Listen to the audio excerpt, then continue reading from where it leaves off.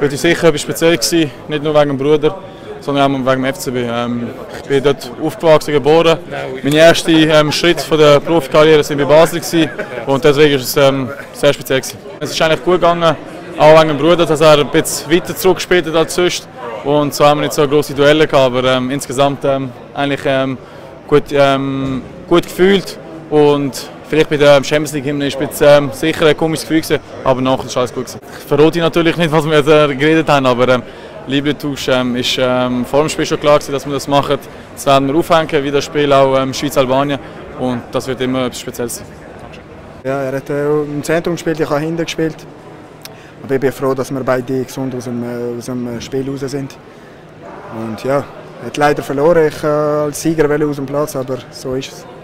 Ja, und der Trainer nicht, nein, aber wir haben einfach den Klassenunterschied gesehen. Und da müssen wir uns jetzt nicht schönreden, sondern wir haben einfach gesehen, dass die Klasse besser sind und wir müssen jetzt einfach vorwärts schauen. Das geht so schnell. Wir haben ja gesehen, wie Arsenal die 2 Goal rausspielt. Das geht schnell und dann schon 2-0. Und wir müssen einfach aufpassen, dass wir jedes Wochenende hart arbeiten an uns, probieren keine Fehler machen und vorwärts schauen gegen Paris.